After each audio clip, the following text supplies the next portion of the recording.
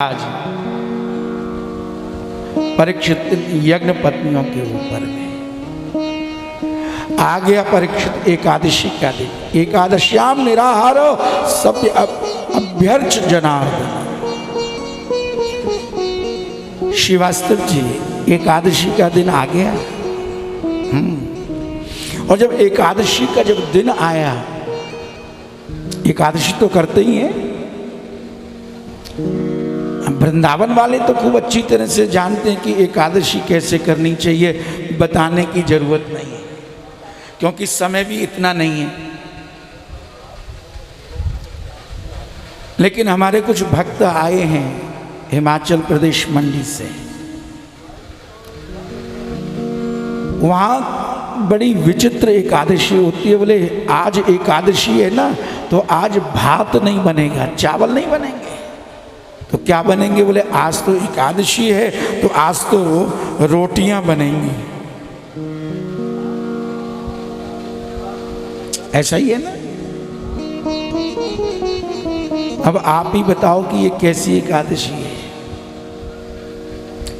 ये व्रत है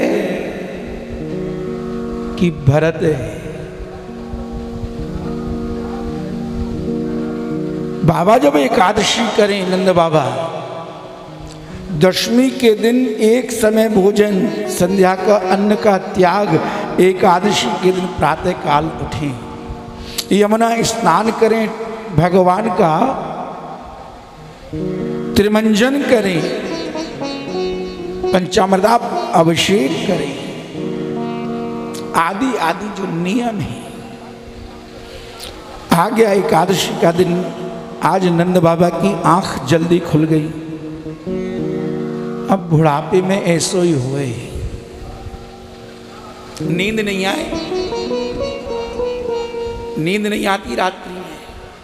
और जब नींद नहीं आए, श्रीवास्तव जी 3 बजे ही नींद खुल जाए। अब क्या करें? ऑफिस तो जाना नहीं। आज 3 बजे ही उठ गए बाबा, और 3 बजे उठ करके और सीधे यमुना में चले गए स्नान करने के लिए।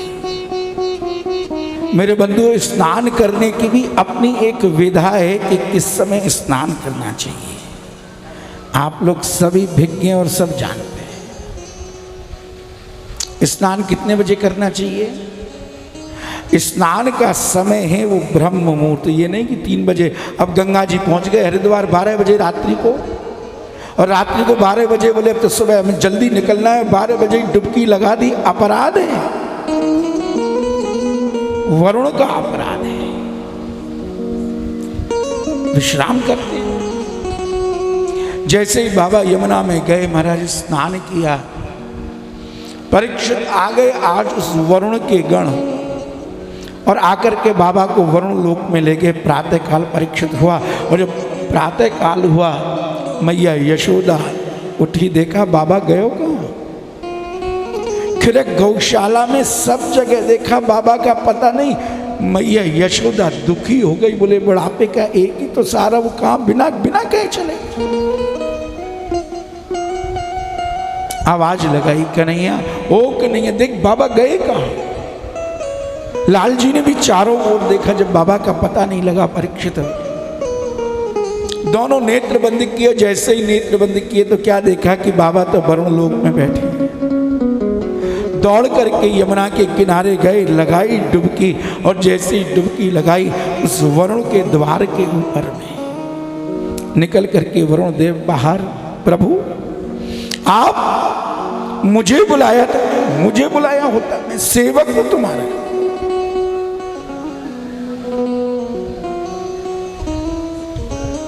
कैसे आना हुआ? बोले वरुण तू हमारे बाबा ये उठा लाया। बोले क्या करता, नहीं लेके आता था। यदि बाबा को लेके नहीं आता तो तुम यहां ना आते, और तुम यहां ना आते तो ये वरुण लोक पवित्र कैसे होता? कैसे पवित्र होता? बोले जब आ ही गए हो तो अंदर भी चलो। अंदर लेकर के गए और राज सिंहासन के ऊपर में बिठाया। षोडश चार्ज पूर्वक आज पूजन किया। चमर हिलाए गए, आरती की गई। बाबा देख रहे हैं, नंद बाबा वो या कन्हैया की आरती हो रही है, चमर डुलाए जा रहे हैं, बड़े बड़े मंगल प्रसाद सामने।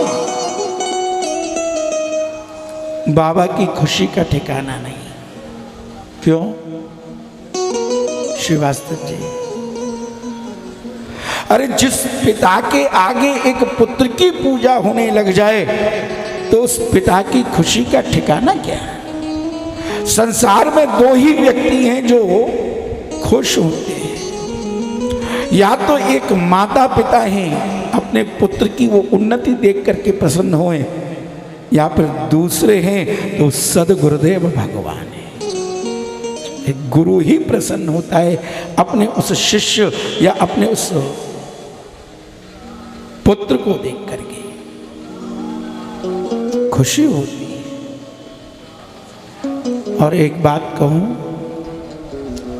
यदि गुरु कोई भी बात कहे, कभी भी किसी समय,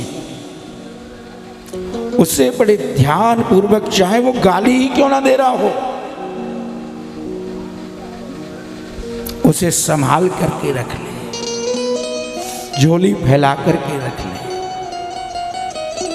वही वो जीवन का कल्याणकारी बन बैठेगा, वही बात कल्याणकारी हो जाएगी।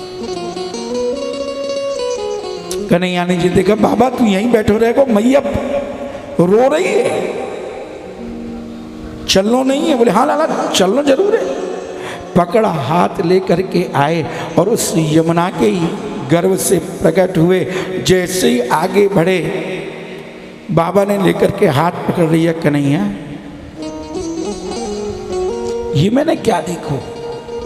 बाबा कहा देखो, तेरी इतनी आरती हो रही, इतने बड़े बड़े मंगल प्रासाद।